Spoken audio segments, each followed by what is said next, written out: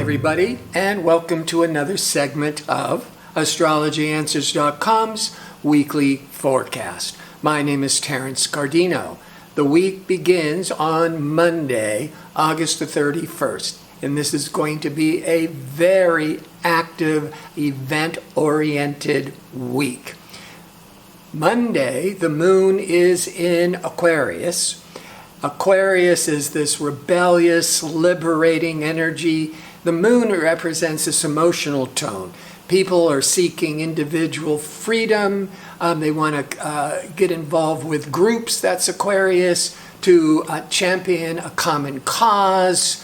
Aquarius is this idealistic, progressive tone. Then we get into Tuesday, and the moon has entered into kind of more sensitive, compassionate, dreamy Pisces for the next couple of days.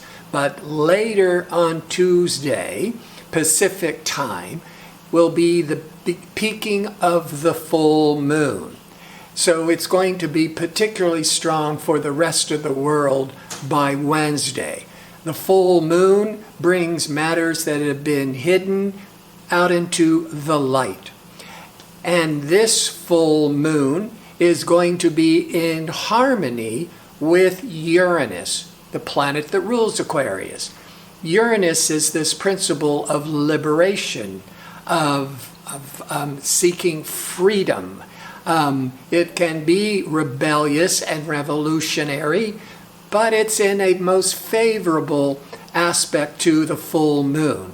So on one hand, this could be on a personal level gaining a lot of revelations, those aha moments. It's like, oh, I see the light, I get it. Because Uranus awakens new self-awareness. So this Tuesday and Wednesday could be very favorable for a lot of insights and breakthroughs.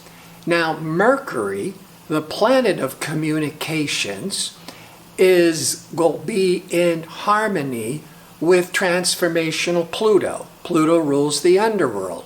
Pluto can represent psychology. And when Mercury is in harmony with Pluto, you can also be gaining a lot of more psychological insights into your life. But when you're having conversations, that's Mercury, with Pluto, they can be so much more in-depth, profound. Pluto also rules secrets. Mercury could be you figuring out secrets or mysteries or doing investigative work, research work. That would be a favorable time. And with the full moon, it's releasing a lot of secrets with the Uranus, these aha moments. On Wednesday, that full moon that will be continuing very strong, testing relationships. It's a time of culmination and breakthrough, but full moons often test relationships. That is because the sun is exact opposite the moon. The sun represents the individuality and the moon represents the public. So it's you against the world or you against your partner. That's just kind of a general sense. But this full moon is favorable with Uranus. It's a lot of freedom and seeing the light, while the Venus, the planet of love and harmony, is going to be in confrontation once a year with realistic, pragmatic Saturn. Venus-Saturn is often associated with separations. It's a major reality check with relationships. Now, this could be with that full moon, favorable with Uranus. This might be, instead of being a heavy breakup separation for some of you, with the full moon, it could be finally letting go and feeling the freedom.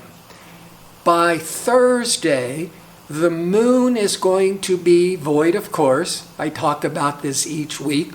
When the moon is no longer making any aspects to other planets while it's transiting through the sign of Pisces. So the energy is kind of flat or unproductive. So it's not a good time to be launching major new projects.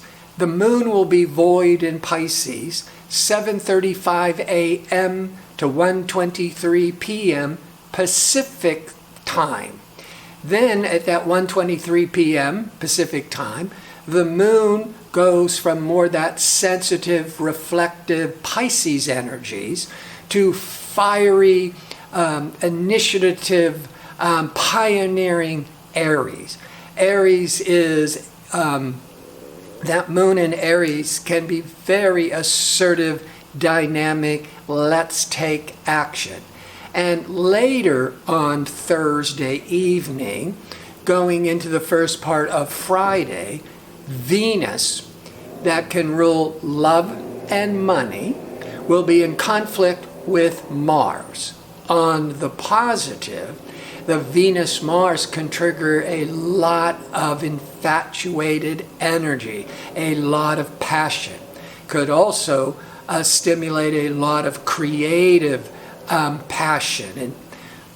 But many times, Venus in hard angle to Mars, maybe twice in this square aspect, twice a year, when one could be having arguments about your love life or arguments about your money.